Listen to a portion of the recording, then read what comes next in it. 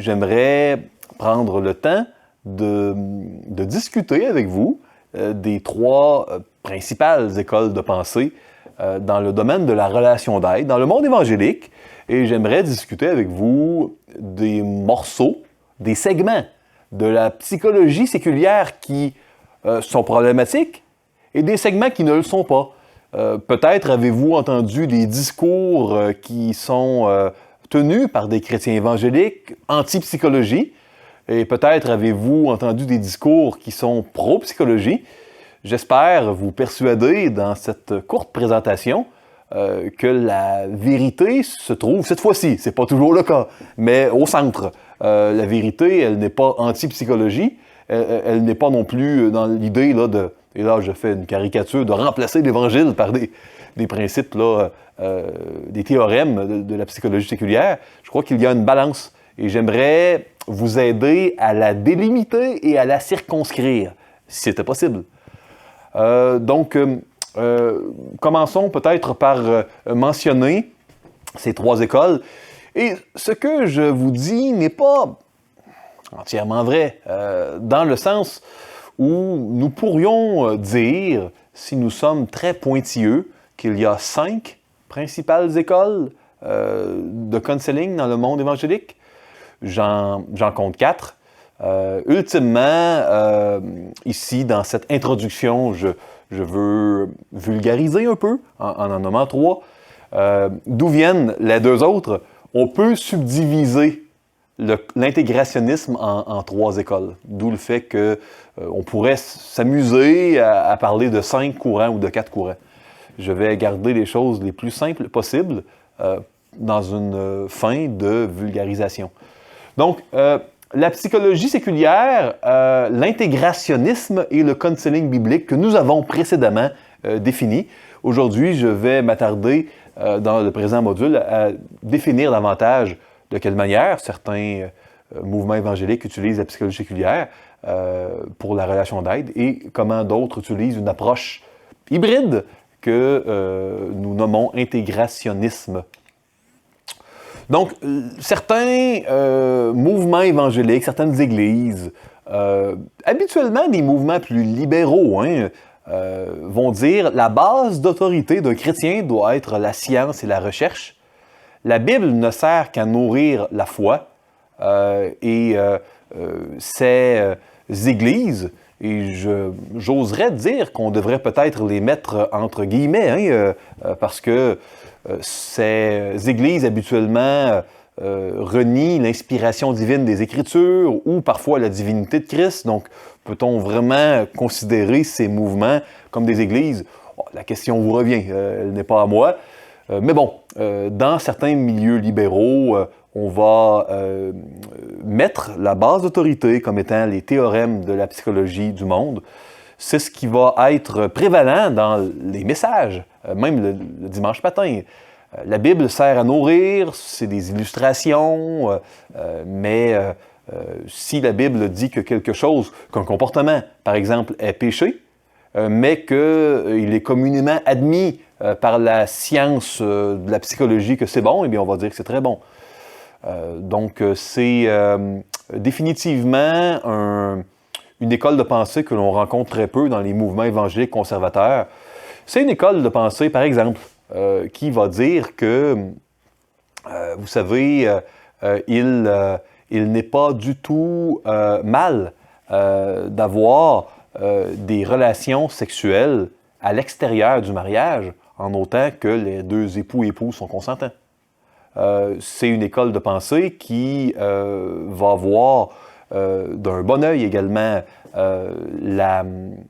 une éthique sexuelle qui est complètement différente de celle qui est enseignée dans les Saintes Écritures. Donc, je ne m'attarde pas plus longtemps et je vais passer un peu de temps ici à chercher à expliquer ce que j'ai voulu dire en parlant de l'étiquette de psychologie séculière. Et là, j'aurais pu mettre un S à psychologie et un S à séculière parce qu'il y a des psychologies. Il y a toutes sortes de psychologies, pas une seule. Et c'est un spectre. Il y a dans la psychologie séculière des théorèmes. Et un théorème, une une affirmation, une croyance, une conviction qui est un principe directeur qui peut nous guider, mais c'est une forme de foi. Et il y a de la science et des recherches. Laissez-moi vous donner des exemples. J'aimerais que vous compreniez bien ce que je veux dire ici. Je crois que c'est un morceau qui est très important, je crois. Vous savez, dans la pyramide élaborée dans les années 50 par Abraham Maslow, la fameuse pyramide de Maslow, que peut-être certains d'entre vous connaissez, on a un bon exemple de hiérarchisation des besoins. Donc, Abraham Maslow a observé qu'il y avait différents degrés de besoins. Et là, pas de problème jusque-là. Il y a le besoin, vous savez, de nourriture, on a besoin de manger, de dormir, il y a la santé, le besoin de sécurité, il y a le besoin également d'appartenance, le besoin d'affirmation. Il y a toutes sortes de besoins qui sont adaptés, articulés de différentes manières dans la pyramide de Maslow. Mais à la base, ce qu'on dit, c'est qu'il y a des choses qui aident le fonctionnement d'un être humain et d'autres qui lui nuisent. Un être humain qui ne mange plus ou qui ne dort plus ou qui est constamment menacé par un criminel qui lui dit qu'il va le tuer tôt ou tard, vous savez, le fonctionnement de cet être humain, de cet individu va être entravé. Donc, on a observé des choses et là, on a bâti des théories sur comment s'épanouir, comment grandir en maturité. Et là, c'est de remplir les besoins. Et là, on a également adapté la pyramide de Maslow pour élever ses enfants, comment remplir les besoins de ses enfants, les bons besoins dans l'ordre, comment aimer son époux en remplissant les bons besoins. Et là, soudainement, des observations légitimes, les êtres humains ont des besoins, ont été articulées dans un système avec la présupposition suivante. L'être humain grandit et évolue positivement quand ses besoins sont remplis. Et c'est important également de remplir les besoins des autres si on les aime. Et là, ce qui définit un besoin comme étant quelque chose qui est utile au fonctionnement d'un individu, c'est une définition qui, évidemment, a subi une érosion avec le temps. Maintenant, pour plusieurs, un besoin, c'est quelque chose qu'un individu désire, peu importe si ça affecte positivement ou négativement son fonctionnement. Où est le problème? Vous savez, Jésus il a dit que les renards avaient des tanières, que les oiseaux avaient des nids, mais que le Fils de l'homme n'avait pas d'endroit où poser sa tête, et que celui qui voulait le suivre devait prendre sa croix et le suivre. Donc, l'appel de Jésus envers ses disciples semble être très différent des conclusions tout à fait normales qu'un croyant pourrait avoir s'il voulait se laisser guider vers la maturité par la pyramide de Maslow, par les théorèmes de Maslow. Donc, quel est le chemin vers la réussite de la vie de quelqu'un? Est-ce dans un renoncement, est-ce de toujours chercher le chemin le plus difficile, un peu comme certaines philosophies de l'Est, en Orient, nous l'enseignent, ou est-ce que c'est plus occidental, toujours chercher à ce que nos besoins soient remplis? Ou est-ce que c'est une troisième réponse? Est-ce que c'est de suivre Christ? Et parfois, sur le chemin étroit que Jésus-Christ nous invite à prendre, nos besoins sont remplis, parfois non. Vous comprenez? Et ça, c'est important. Je vous ai nommé un exemple de théorème. Permettez-moi de vous en nommer d'autres. Dans les années 40, le fameux psychologue séculier Alfred Adler a étudié les ordres de naissance. Il a révolutionné à bien des égards le monde de la psychologie séculière de l'époque en écrivant son bouquin Understanding Human Nature, où il a pu expliquer les impacts dans le développement d'un enfant quand il est le premier d'une famille de 3, ou le deuxième avec un petit écart entre le premier, mais un grand écart avec le dernier, ou le troisième d'une famille de 4. Le premier est une fille, est un garçon, il y a des écarts plus ou moins grands. Comment cela peut amener des complexes d'infériorité ou de supériorité. Ça vient de lui, tout ça. Hein? L'étude de l'impact de l'ordre de naissance et ces termes, cette terminologie de complexe de supériorité ou d'infériorité, bon, ça vient de lui. On pourrait parler de la psychothérapie humaniste qui a été élaborée à bien des égards vers la deuxième partie du 20e siècle, qui datait d'avant. On pourrait parler de Freud. Il y aurait énormément d'éléments à dire. Freud nous enseignait qu'il faut aller, bien souvent, revisiter des événements de l'enfance où il y a eu blocage psychodynamique et que c'est en revivant certains éléments de l'enfance qu'il y a un déverrouillage, un déblocage. Et là, c'est pas mal d'aller dans le passé pour chercher à comprendre des manières, des idoles ou des bonnes choses que Dieu a faites dans notre vie. Dans la parole de Dieu, on voit souvent des gens aller dans le passé pour célébrer la bonté de Dieu, se souvenir de ce que Dieu a fait, comprendre comment certaines fausses croyances ont pu s'inscrire pour mieux s'en repentir. Il y a toutes sortes de bonnes raisons bibliques qui sont guidées, toujours guidées par la parole de Dieu. Freud, lui, parle d'aller pour revivre, pour débloquer. Ce sont des théorèmes qui peuvent être saupoudrés de quelques versets bibliques et qui peuvent nous distraire. Nous distraire d'être guidés par la croix dans notre vie de tous les jours. Donc, ici, nous sommes du côté des théorèmes. Des théorèmes que l'on peut christianiser en les ajoutant à la Bible. Mais la Bible, elle est suffisante. Pas besoin d'autres principes directeurs que ceux qui sont déjà dans la Bible pour se guider dans notre vie. Donc, de ce côté, c'est là que, à mon avis, la psychologie séculière n'est pas aidante. Mais pas dans son grand complet, uniquement les théorèmes. Pas besoin de théorèmes de plus, on a ceux de la parole et c'est suffisant. Maintenant, ce serait complètement erroné de vous dire que derrière l'étiquette psychologie séculière, il n'y a que des théorèmes une foi. C'était peut-être plus vrai dans les années 50, mais moi je crois que c'est, sans dire que c'est entièrement faux, c'est beaucoup moins vrai aujourd'hui. Il y a une science et de la recherche. Vous savez, les recherches nous disent que l'exposition de la rétine aux rayons cathodiques d'un écran bleuté, d'un smartphone ou d'un écran cathodique d'ordinateur, quand il y a exposition, moins de 30 minutes avant de dormir, par la rétine d'un être humain, des rayons d'un écran, il y a un impact qui a été mesuré au niveau du sommeil profond. Le sommeil paradoxal, le REM sleep, comme on dit en anglais, il est diminué si dans les 30 minutes précédant le sommeil, il y a eu exposition par la rétine des rayons cathodiques d'un écran. C'est très intéressant d'avoir ces recherches de psychologie, de neurosciences qui nous indiquent qu'il y a des impacts au niveau du comportement. Il y a eu de nombreuses recherches qui nous parlent de l'impact sur la santé mentale de différents médias sociaux. Comment certains usages au niveau des médias sociaux et de l'Internet peuvent même favoriser des problèmes anxieux, des problèmes dépressifs.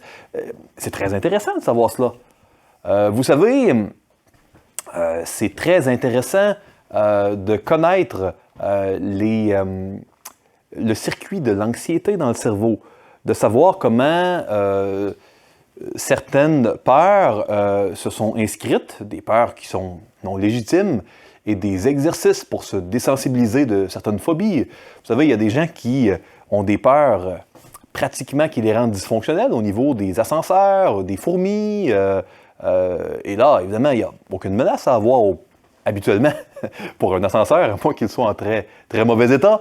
Les fourmis, bon, au Québec, à tout le moins, les fourmis, c'est pas dangereux ici. Donc, il y a des techniques pour désensibiliser un individu avec des phobies. Vous savez, si vous vivez un trauma crânien important après un accident de voiture et que vous devez réapprendre à parler, réapprendre à lire et à écrire, c'est très intéressant de savoir comment la mémoire se consolide à court et à long terme. C'est intéressant de connaître la manière, toutes les les techniques d'apprentissage qui peuvent être plus utiles. Nous sommes dans une science ici, hein? On se comprend, hein? Et maintenant, on pourrait parler des diagnostics. Vous savez, il y a des diagnostics, des conditions médicales qui nous aident à circonscrire des maladies mentales, des problèmes de santé mentale, et il y a des traitements qui sont utiles. Donc, des spécialistes, des psychologues qui peuvent poser un diagnostic d'une maladie mentale et prescrire des traitements, c'est très utile. Encore ici, nous sommes dans la science, dans la neuroscience, dans la médecine, à bien des égards. Et d'un pays à l'autre, d'une spécialité à l'autre, il y a différentes saveurs, à ce que je viens de dire. Hein? Donc, il y a des théorèmes d'un côté du spectre et il y a de la science. La science, nous l'accueillons et il n'y a rien de mal pour un adolescent qui est chrétien, une adolescente chrétienne qui a un syndrome de déficit d'attention. Il n'y a rien de mal d'aller voir un psychologue qui va lui enseigner des techniques d'étude pour que son apprentissage soit favorisé. Nous ne sommes pas dans la foi, ni dans les théorèmes, nous sommes dans la science. Maintenant, c'est quand les théorèmes et la foi viennent faire intrusion et s'ajouter aux principes des Écritures pour guider notre âme. C'est là que la psychologie devient un problème. Malheureusement,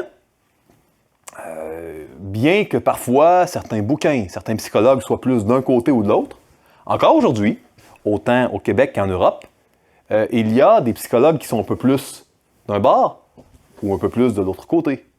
Parfois, on est au milieu. Donc, on peut peut-être consulter un psychologue pour en apprendre sur la manière de réapprendre à fonctionner après un trauma crânien ou d'étudier quand on a un trouble de déficit d'attention. Mais peut-être que ce psychologue, il ne sera pas 100% du côté de la science, qu'il parlera des besoins et des théories humanistes, la solution est en toi, et là, ça devient parfois plus problématique.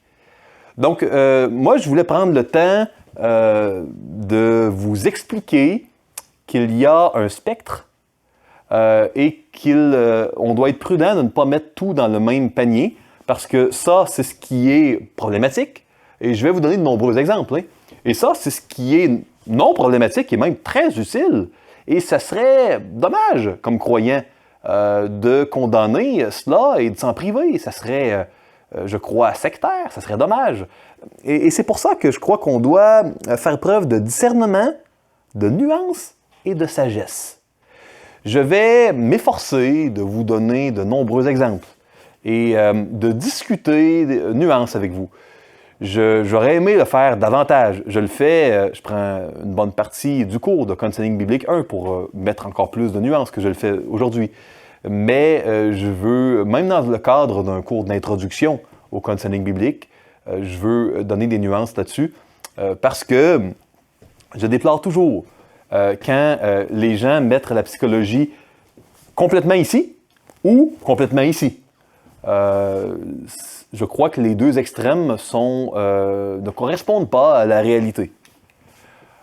L'intégrationnisme, c'est une école de pensée en relation d'aide qui soutient que puisque Dieu, dans sa grâce commune, nous donne de bonnes choses à tous les êtres humains, qu'ils soient croyants ou non, il serait illogique de mettre de côté la psychologie et que la parole est le filtre ultime qui permet de faire la part des choses et de mettre de côté ce qui est mauvais pour garder ce qui est bon. Vous savez, un ingénieur compétent peut construire un pont qui ne s'écroulera pas et que l'ingénieur soit croyant ou qu'il ne soit pas croyant, c'est pas un problème. Un ingénieur croyant peut être un très mauvais ingénieur et un ingénieur non croyant peut être un excellent ingénieur. Donc, Dieu a donné l'intelligence à des ingénieurs d'être capables de bâtir toutes sortes de constructions. Maintenant, vous savez, si vous avez des problèmes cardiaques et que vous avez besoin d'une chirurgie cardiaque, qui sait? Dieu a donné l'intelligence à des médecins, qu'ils soient croyants ou non, et qui peuvent vous aider. Donc, l'intégrationniste va être de dire, puisque Dieu nous donne des bonnes choses, il serait illogique de mettre de côté la psychologie et la parole nous aidera à filtrer le bon du mauvais. Et là, voici le problème. En counseling biblique, on veut utiliser la parole pour nous guider dans la vie et pour les soins de l'âme. Et on est à l'aise avec la science et avec la recherche. Mais on rejette tout théorème issu des recherches. On garde que la science. L'intégrationnisme va dire non. On peut garder la pyramide de Maslow. On peut garder l'ordre de naissance. Et utiliser ces techniques, ces systèmes, quand on intervient pour aider les gens, mais on va chercher à enlever le mauvais du bon. Parce que, après tout, Jean Calvin, il l'a dit dans les instituts de la religion chrétienne, l'âme humaine, même pervertie et déchue de son état originel, est quand même investie encore de cadeaux admirables de son Créateur. Donc, de la même manière que nous acceptons de circuler sur un pont qui a été construit par des ingénieurs incroyants ou d'être traité par un médecin incroyant, pas de problème d'utiliser pour aider les gens qui souffrent des théorèmes issus de la psychologie. Ça, c'est le postulat des intégrationnistes ou de l'intégrationnisme. Et j'aimerais chercher à vous persuader pourquoi il est, à mon avis, problématique, nocif de faire cela. Je vais chercher à vous en persuader et je crois que les nombreux exemples que je vais vous offrir pourront, à tout le moins, au minimum, vous donner une réflexion éclairée sur le sujet. L'intégrationnisme, il est né en même temps que la psychologie, donc à la fin des années 1800. Quand Freud, le père de la psychologie, Freud qui était neurologue, il n'était pas psychologue, quand il a bâti un système sans Dieu et sans le péché pour comprendre les êtres humains et les aider avec leurs problèmes, eh bien, dès le début, il y a trace de manière de christianiser, de prendre le système de Freud, son système d'intervention, en enlevant les morceaux qui semblent être anti-bibliques et en gardant le reste. Le problème est que, même si on enlève les morceaux qui sont anti-bibliques, quand on utilise un système purifié de Freud ou de Maslow ou de qui que ce soit, nous ne sommes pas en train d'être dans la parole de Dieu. Nous sommes en train de trouver des substituts à la parole de Dieu. C'est le problème que je vois. Le rationnel derrière l'intégrationnisme était donc de profiter de la grâce commune de Dieu, donnée à tous les non-chrétiens, de bénéficier des études sur le comportement et l'âme humaine pour les harmoniser ensuite avec, et là, harmoniser les observations, pas de problème, mais harmoniser les théories à la lumière de la parole de Dieu. C'est là qu'on a ajouté, à mon avis, un peu trop de levain et que cela a fait lever la pâte, pour prendre l'analogie de l'apôtre Paul. C'est là que, malheureusement, on a eu une corruption qui s'est produite. Le problème réside vraiment au niveau du spectre que je vous ai montré parce que même si on consulte pour avoir de l'aide dans notre mariage, même le psychologue le plus scientifique du monde va probablement, à moins qu'il soit chrétien et qu'il soit vraiment bien éclairé par cette nuance de ne pas rajouter la parole de Dieu, il va probablement être prompt à proposer de voir si les besoins sont remplis et il va proposer toutes sortes de choses qui ne sont pas pécheresses en soi, mais qui ne sont pas des éléments qui vont nous amener à l'Évangile, qui vont nous amener au Seigneur. On peut réussir un mariage sans Dieu. Plusieurs non-croyants ont des très bons mariages, meilleurs que bien des chrétiens. Maintenant, l'ambition, le but d'un croyant, c'est de vivre pour Dieu. Parce que, je l'ai dit un peu plus tôt dans le module 1, il est notre propriétaire, nous lui appartenons. Une vie réussie, ce n'est pas une vie confortable. Une vie réussie, ce n'est pas une vie avec un mariage qui a été mutuellement satisfaisant. Ah, c'est souhaitable. Mais une vie réussie, c'est une vie où nous avons été fidèles. Fidèles jusqu'au bout. Fidèles dans chaque situation où le Seigneur Jésus-Christ nous a placés. Fidèles à le refléter. Le refléter dans des mariages qui sont parfois faciles, parfois difficiles. Le refléter comme parent ou enfant dans une famille difficile ou facile. Refléter Christ pour que sa gloire soit célébrée dans les lieux célestes et partout où on va. Vous savez, on peut bien comprendre les données scientifiques à la lumière de la foi, mais on ne peut pas rajouter des principes, des théorèmes, des systèmes, quand il y a des présuppositions contraires à la parole de Dieu. Et on ne peut jamais espérer que le produit final, qu'une relation d'aide sera centrée sur l'Évangile si on a cherché à rajouter des éléments. J'aimerais quand même vous proposer un endroit où tracer la ligne. Et j'espère que ça alimentera votre réflexion à vous pour savoir où vous allez tracer la ligne. Selon moi, il n'y a pas de problème à utiliser un outil séculier, adapté ou non. Vous savez, de la même manière que vous avez peut-être des thermomètres à la maison et un thermomètre, qu'il soit chrétien ou non chrétien, il nous donne la température, il n'y a pas de problème. Hein? Mais un système contient souvent des présuppositions à la base.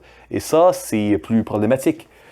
De la même manière qu'on peut utiliser un thermomètre, je peux utiliser une évaluation psychométrique qui évaluera le degré d'anxiété de quelqu'un, qui pourra m'aider à comprendre l'intelligence émotionnelle. Est-ce que la personne est habile dans ses relations au niveau de telle sphère? Ça, c'est utile. Maintenant, quand on utilise des tests de personnalité et de profil qui ont été basés et construits avec des présuppositions qui sont humanistes, qui sont rogeriennes, hein, la situation, la ressource est en toi, ça finit par donner des angles morts qui n'amènent jamais à l'Évangile. Un système, c'est un ensemble organisé de principes, coordonnés de façon à former un tout. Même quand on enlève un morceau qui nous semble anti-biblique, le système, s'il n'est pas un système biblique, on ne peut pas le christianiser à 100%. Un outil, on mesure quelque chose. Ça peut être exempt de présuppositions. Donc, le problème, c'est vraiment les présuppositions, la vision du monde, d'un système, de l'être humain qui coordonne les données scientifiques. Et ça, c'est souvent invisible. Vous savez, c'est quoi le but de l'existence humaine? Pour le conseiller biblique, c'est la gloire de Dieu. Même si je dois donner ma vie pour le Seigneur, écoutez, c'est un gain. C'est ce que l'apôtre Paul nous dit. Hein? Pour le conseiller biblique, la gloire de Dieu, la gloire de Christ est toujours le plus important. Mais pour les systèmes séculiers adaptés, en système intégrationniste, là, le but du système sera souvent d'être heureux, et la définition d'être heureux sera d'avoir nos besoins remplis. Et ça peut causer problème pour un chrétien qui veut réussir sa vie. Définition de Jésus-Christ de réussir sa vie. Si on aide un croyant qui souffre, et on comprend un système, et je vais vous donner des exemples concrets un peu plus tard, ça peut donner des problèmes. Les présuppositions, les emphases causent des problèmes. Le problème avec les systèmes intégrationnistes n'est donc pas un problème de contenu, mais souvent un problème de directionnalité. L'emphase, elle est où? Les angles morts sont où? Il y a un seul système qui n'a pas d'angle mort et où les emphases sont parfaitement équilibrées. Et ça, c'est la Bible. Et c'est plus qu'un système, parce que la Bible, elle est vivante. Il n'y a que 2 endroits dans la parole de Dieu, dans les Écritures, où on voit que Dieu a insufflé sa vie dans quelque chose, dans quelqu'un. On voit que Dieu a insufflé la vie dans l'être humain, dans la Genèse, mais qu'il a également insufflé la vie dans les Écritures. On le voit dans 2 Timothée 3,16, dans Hébreux 4,12. La Bible est vraiment vivante. Pas comme un être humain, mais elle est vraiment vivante. C'est plus qu'une figure de style.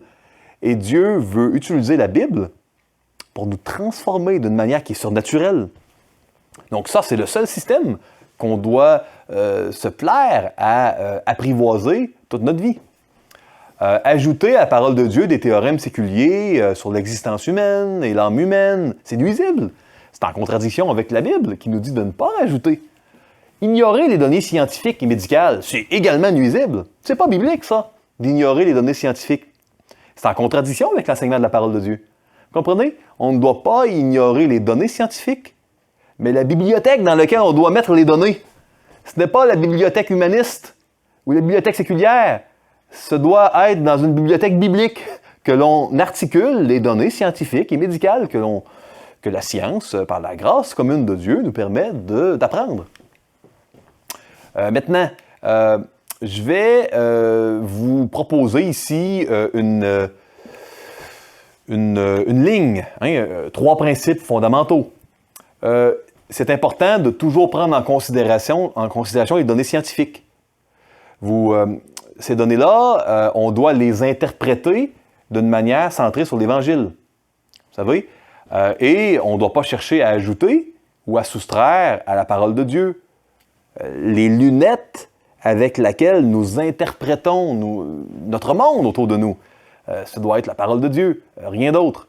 Donc, on doit prendre des données et toujours les interpréter d'une manière biblique. Si, vous savez, on voit des gens qui disent « il y a telle sorte de singes qui ont tel comportement sexuel, donc ça doit être parce que cela prouve la théorie de l'évolution et cela nous montre que la Bible a tort en nous enseignant une éthique sexuelle différente. » Si on voit cela, ben nous on doit dire « OK, ces singes qui ont telle éthique sexuelle, c'est une belle évidence peut-être plutôt d'un monde brisé. Et pas seulement les humains.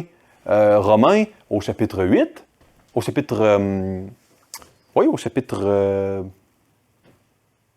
8, c'est bien ça. Romains, au chapitre 8, nous enseigne que la création aussi, elle soupire et souffre les douleurs de l'enfantement et attend, et elle est en attente de la rédemption. Donc, la brisure du péché a affecté toute la création.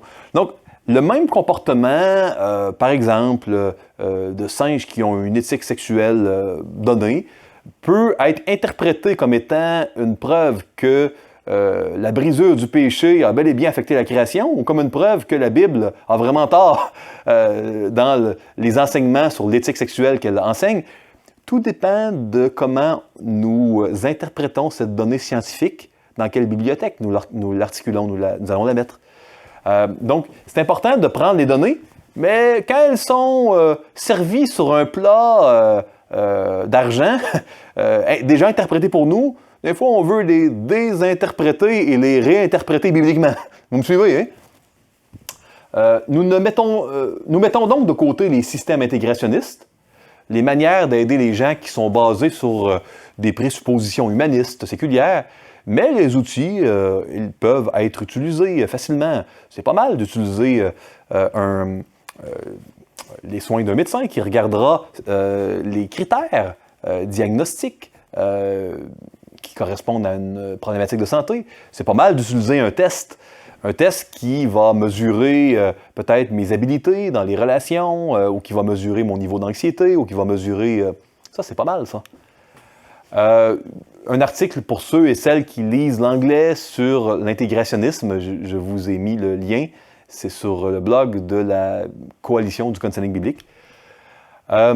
Ici, j'aimerais parler, là je rentre dans le chapitre un peu polémique, hein, et moi je ne voudrais, je tiens à le dire, surtout pas offenser personne ici, parce que ce n'est pas parce que je trace la ligne à un endroit que j'ai raison.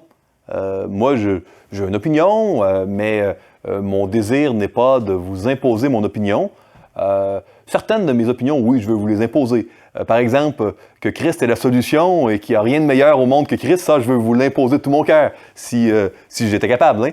Mais plaisanterie à part, mon but n'est pas dans les nuances de manquer de respect à personne.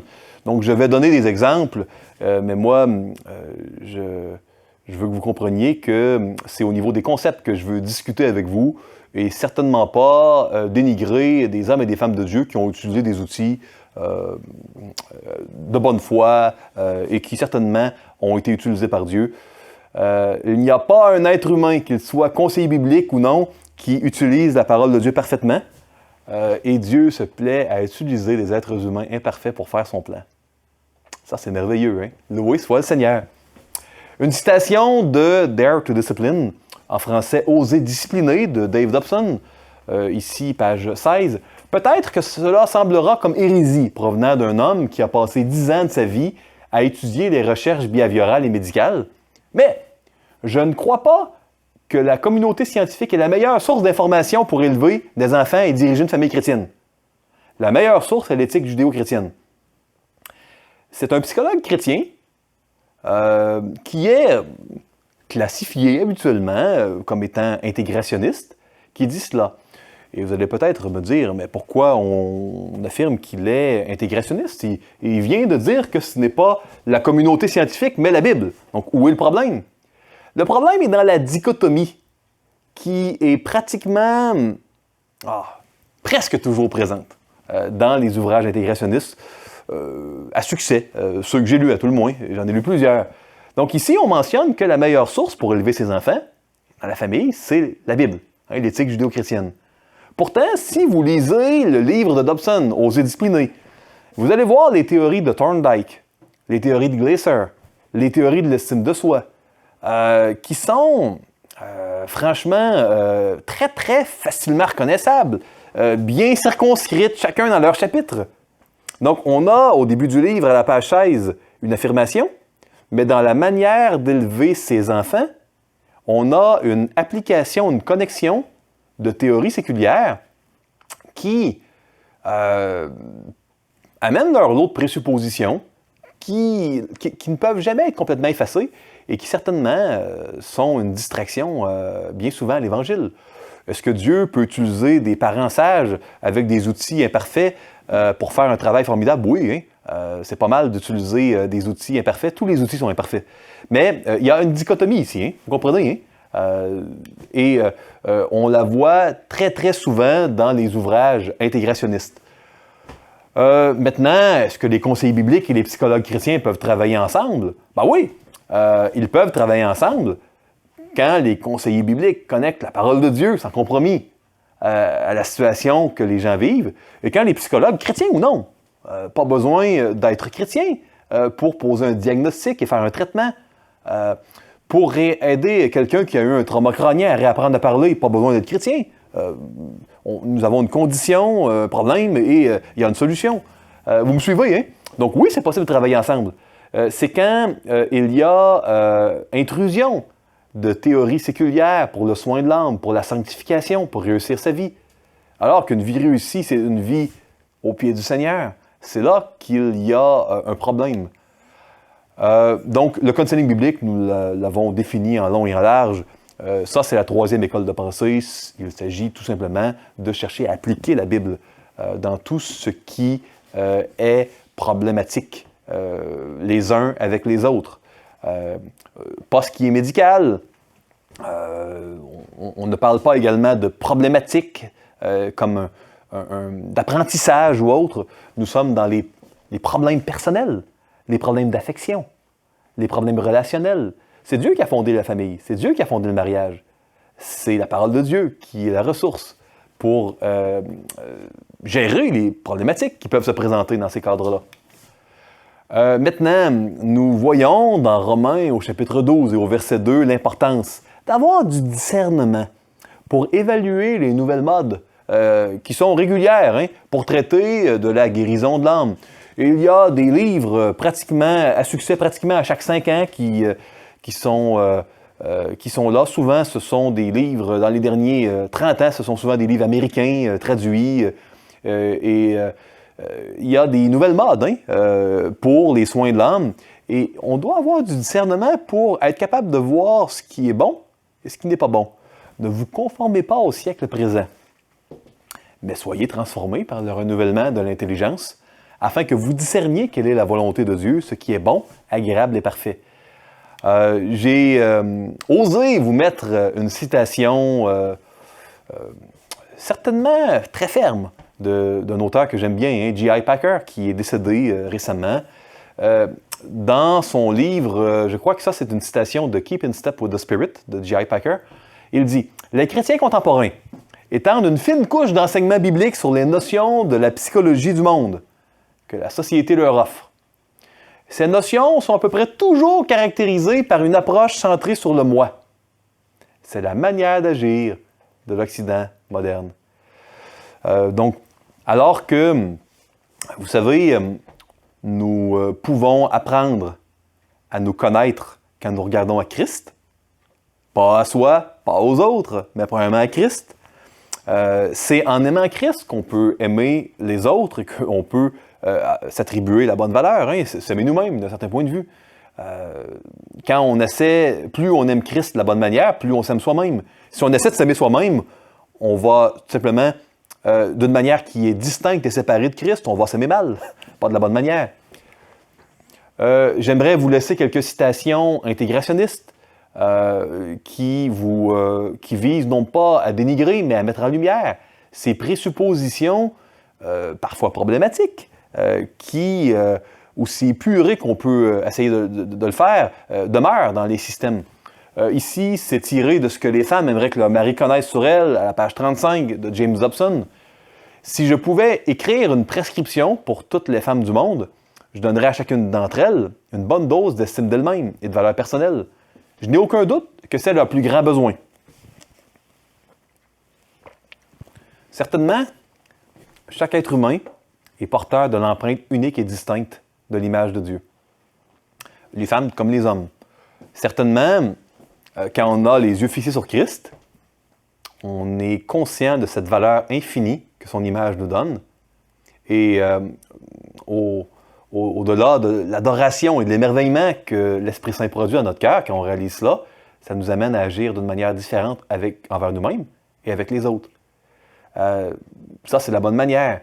Maintenant, ici, il n'y a pas de mention de la directionnalité, cet effet que d'avoir les yeux fixés sur Christ donne envers soi-même. Ce n'est plus un effet, mais c'est la fin en soi, c'est le but à atteindre. Et ça peut être dangereux parce que, vous savez, la parole de Dieu, elle mentionne que quand on se met à s'accorder trop de valeur et qu'on oublie à quel point nous avons été pardonnés, à quel point nous avons besoin tous les jours de notre Sauveur, nous tombons dans l'orgueil. Et c'est jamais bon. Quand un homme s'attribue trop de valeur ou une femme et oublie que la valeur vient de Christ, c'est pas une bonne manière de mesurer sa valeur. Maintenant, dans un autre livre, Intégrationnisme, de Anthony Ekma, de Christian Look at Himself, page 116, les parents devraient faire la discipline en s'assurant de ne pas causer de tort à l'estime de soi des enfants.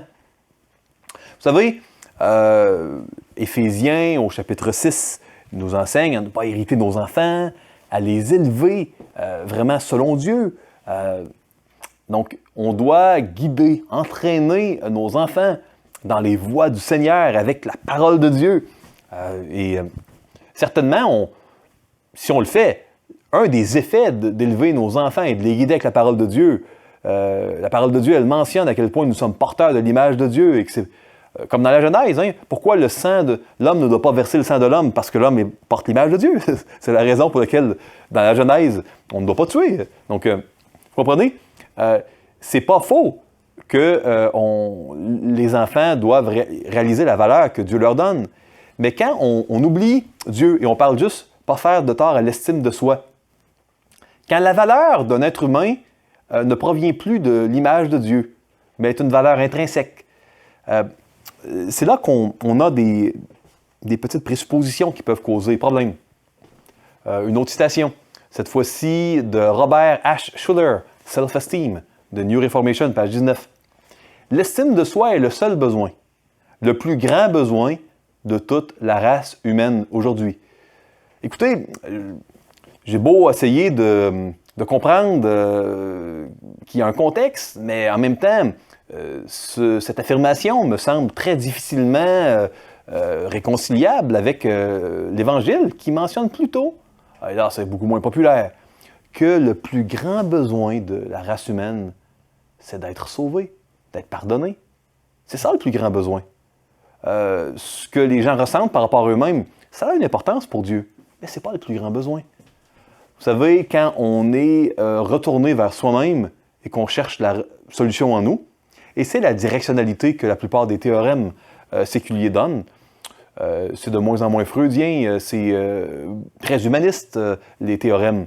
Même en enlevant certains morceaux, ça laisse un vecteur, une directionnalité où les gens, de bonne foi, ne sont pas portés à aller plus vers Dieu, mais à aller vraiment de plus en plus en eux-mêmes. Et ça, ça peut jamais générer des fruits au niveau spirituel. C'est quoi la contrepartie biblique de la théorie de l'estime de soi? Eh bien, on la voit dans Matthieu 22. Jésus lui répondit, c'est quoi le commandement le plus important? C'est ce que le docteur de la loi lui avait demandé. Tu aimeras le Seigneur ton Dieu de tout ton cœur, de toute ton âme et de toute ta pensée. C'est le premier et le plus grand commandement. Et voici le second qui lui est semblable, tu aimeras ton prochain comme toi-même. Vous savez, les émotions, la Bible en parle. Nous devons nous appliquer à la joie en Dieu. Nous devons, quand il y a péché, quand nous commettons un péché, nous devons rechercher la tristesse, selon Dieu, qui produit la repentance dont on ne se repent point. Il y a toutes sortes d'émotions qui doivent être recherchées au bon moment, d'une manière biblique, pour les bonnes raisons. Vous savez, c'est un impératif de se réjouir en Dieu. On doit chercher notre contentement en Dieu. On doit être toujours rempli d'actions de grâce. Rendez grâce en toutes choses. Il y a plusieurs commandements bibliques de rechercher certaines émotions pour des bonnes raisons.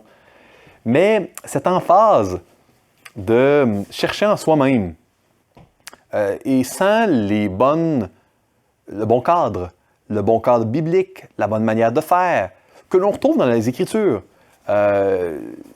c'est parfois un effet secondaire très, très dommageable que l'on retrouve dans plusieurs livres intégrationnistes.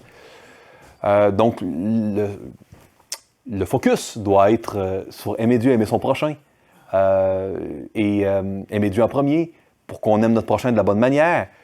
Et l'amour de soi, plus on aime Dieu, plus on va aimer son image. J'ai à l'entrée, dans mon salon chez moi, une belle grande photo de mon garçon. Et le papier photo, il ne vaut rien, peut-être 25 sous. Mais la photo a beaucoup de valeur parce que c'est mon garçon. Si vous venez à la maison me visiter et en rentrant, vous voyez la photo, vous la prenez, vous la déchirez. Ah là, mon épouse et moi, on sera très insultés, on sera offensés. Mais c'est pas à cause du 25 sous du papier photo, ça c'est pas un problème, c'est en raison de l'image qui est sur le papier photo. La valeur provient de l'image, pas du matériel. La valeur ne provient pas du matériel, elle provient de l'empreinte qui est en nous.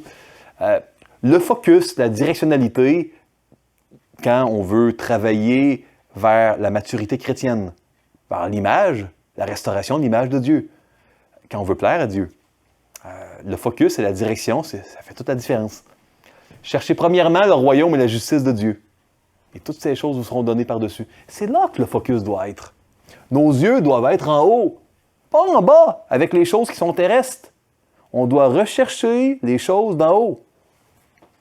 Il y a dans le livre de Daniel, dans l'Ancien Testament, un chapitre extraordinaire qui a été écrit par le roi Nebuchadnezzar.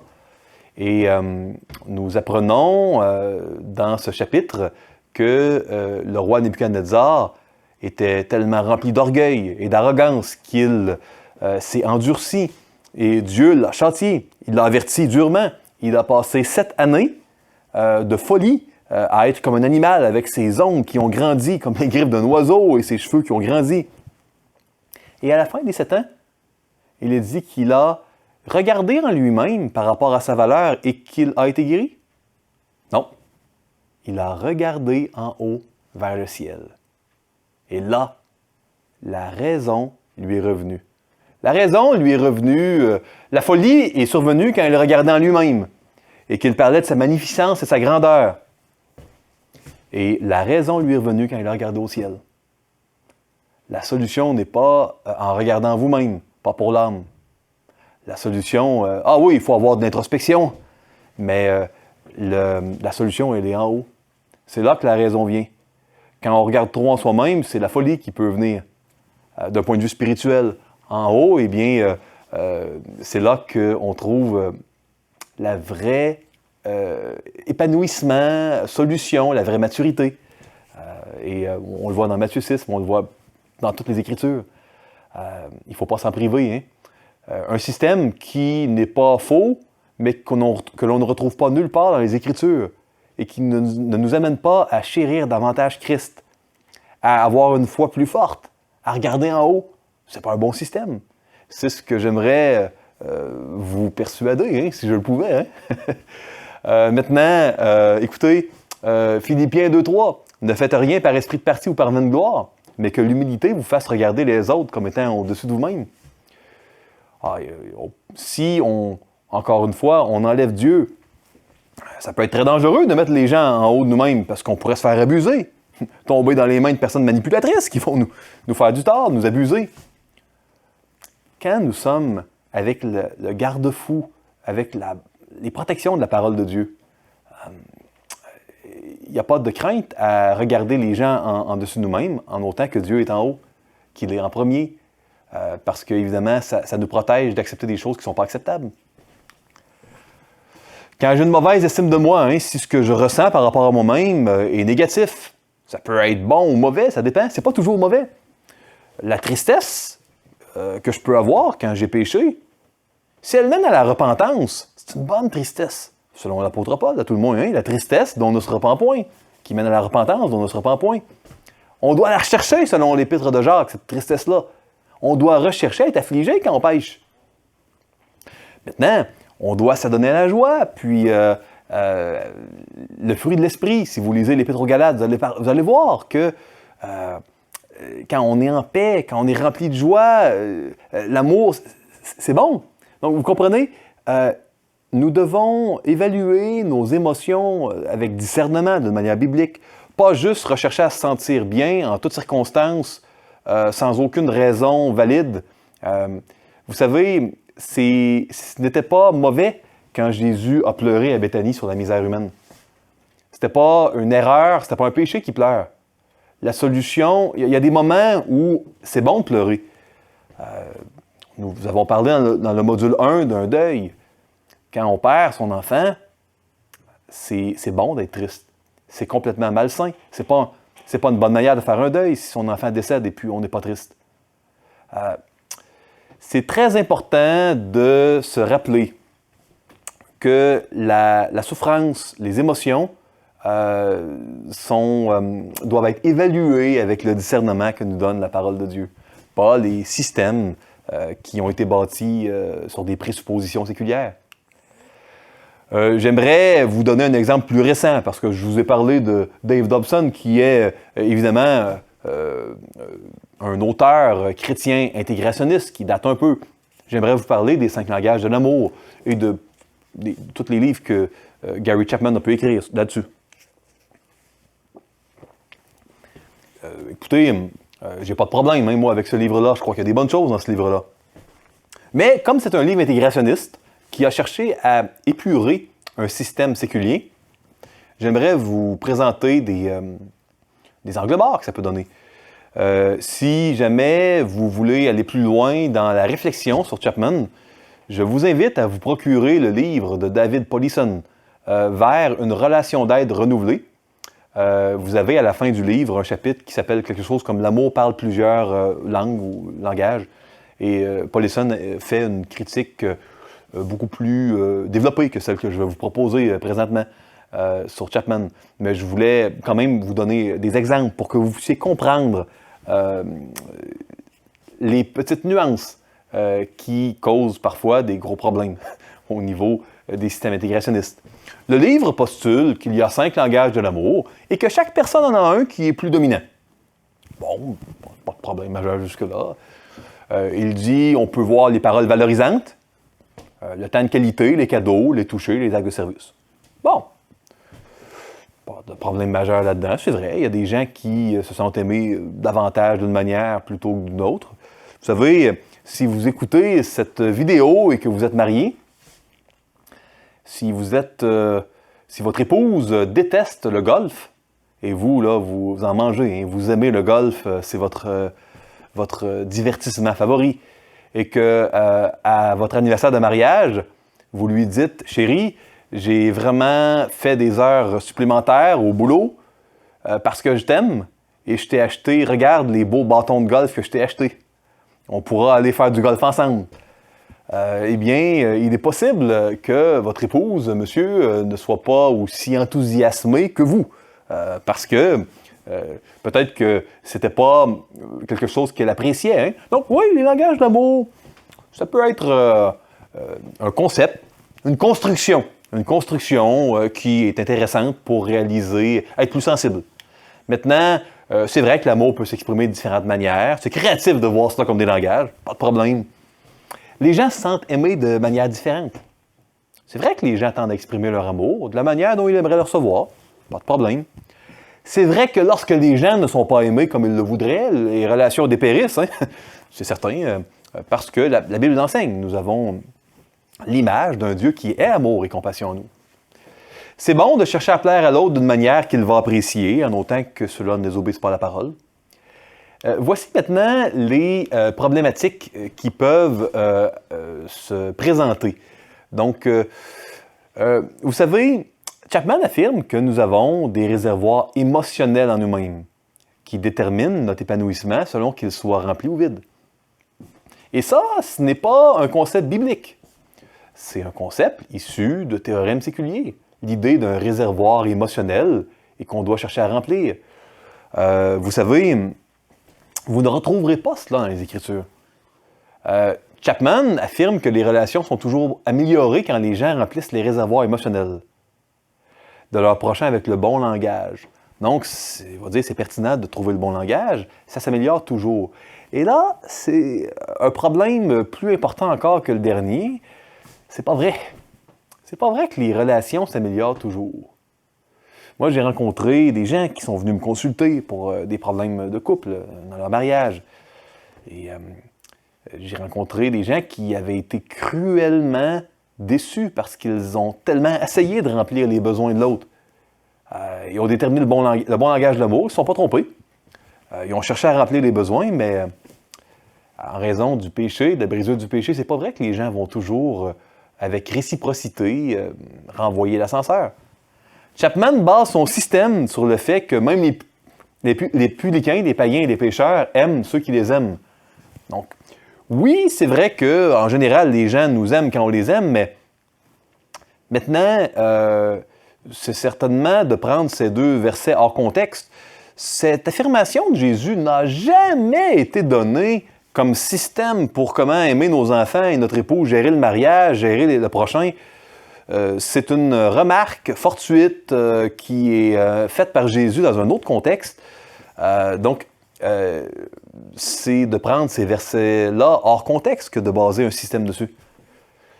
Chapman n'inclut pas dans son approche que nos efforts doivent être en premier pour plaire à Christ. Et que nous devons plaire à notre conjoint avec discernement et dans le contexte de la volonté de Dieu. Vous savez, dans bien des couples, ce que l'époux ou l'épouse veut n'est pas la volonté de Dieu. Vous savez, il y a un texte dans le 2e livre de Samuel, un texte très intéressant où on voit le roi David faire rentrer l'Arche de l'Alliance à Jérusalem.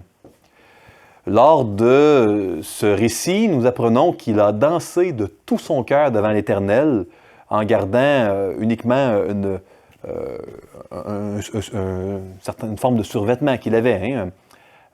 Et évidemment, il a agi comme s'il était un esclave de Dieu. Et c'est ce qu'il était. Son épouse, la fille de Saül, Michal, l'a critiqué durement. Hein, ça ne lui a pas plu. Donc, son besoin d'appartenance, hein, peut-être n'était pas rempli si nous voulions regarder cet événement avec la pyramide de Maslow. Il s'est senti humilié. Maintenant, il semble que c'était vraiment la volonté de Dieu et que même Dieu a, d'une certaine manière, puni Michal. Elle a été stérile jusqu'à sa mort. Donc, il faut comprendre ici que c'est important quand le compas devient plaire à quelqu'un parce que nous souffrons dans cette relation-là et que nous voulons arrêter de souffrir et que Christ est périphérique, c'est un problème. Ça peut nous éloigner de Dieu. C'est vraiment souffrant quand nous vivons de la détresse dans un mariage, mais c'est encore pire si la détresse, elle provient ensuite d'une relation avec Dieu qui s'effrite? Et maintenant, est-ce la faveur des hommes que je désire ou celle de Dieu? Est-ce que je cherche à plaire aux hommes? Si je plaisais encore aux hommes, je ne serais pas serviteur de Christ. Galates 1,10. Chapman laisse entrevoir au lecteur que s'il remplit les besoins de son conjoint, l'autre en fera autant. Chapman crée ainsi des attentes. Jésus, dans l'Évangile, enseigne de donner sans rien espérer en retour. Je répète, Jésus enseigne de donner sans rien espérer en retour. Mais aimez vos ennemis, faites du bien et prêtez sans rien espérer. Et votre récompense sera grande et vous serez fils du Très-Haut, car il est bon pour les ingrats et pour les méchants. Donc, de faire une bonne chose pour autre personne que Christ, c'est générateur d'épines spirituellement. On peut faire du bien à son conjoint, sa conjointe. Tant mieux si la relation s'améliore. Mais il ne faut pas le faire pour voir un résultat. Donc, dans le cadre d'un système pour gérer des problèmes de couple, de chercher le bon langage pour le remplir, pour améliorer le couple, je comprends que ça peut donner des bons résultats, mais c'est complètement séparé de Christ. Deux athées pourraient faire ça. Et surtout, c'est problématique parce que ça nous amène à faire des choses et de ne plus les faire pour Dieu, de les faire pour avoir des attentes. Alors que Dieu, dans l'Évangile, nous enseigne le contraire. Donc, écoutez, je pourrais continuer la liste. Mon but, je le répète, n'est pas de dénigrer les outils intégrationnistes, mais dans un cours d'introduction au counseling biblique, je voulais vous présenter, oui, la définition. Le counseling biblique, c'est de chercher à appliquer à soi-même et aux autres la parole de Dieu. Je veux vous convaincre de tout mon cœur que nous avons un système parfait qui est suffisant pour toute situation, la parole de Dieu. Pas besoin d'en rechercher d'autres qui ont été bâtis par des gens qui avaient des convictions qui ne sont pas bibliques. Maintenant, il ne faut certainement pas être sectaire et spiritualiser la maladie et mettre de côté de la science, mais les données scientifiques doivent être orchestrées dans le système de la parole de Dieu, qui pourra très bien recevoir toutes les données scientifiques qui vont être amenées à votre connaissance. Les systèmes intégrationnistes amènent un regard sur soi, un regard sur les autres. Dieu devient souvent périphérique ou absent. Et surtout, la parole de Dieu devient accessoire. La plupart des livres intégrationnistes parlent avec un langage qui n'est pas biblique, qui ne renvoie pas vers la parole de Dieu. On n'est pas dans une discussion au niveau du pardon, au niveau de Dieu, de la gloire de Dieu, du péché, de comment la Bible enseigne de réagir ou de croire dans telle ou telle situation. C'est une distraction qui peut parfois être extrêmement toxique. C'est ce qui complète cette courte discussion qui certainement aurait pu être beaucoup plus longue en l'étayant de plus nombreux exemples, en espérant que cela a été suffisant pour, à tout le moins, débuter chez vous une réflexion et aiguiser votre discernement quand vous procurez le prochain bouquin de la prochaine mode sur les soins de l'âme. Que Dieu vous bénisse.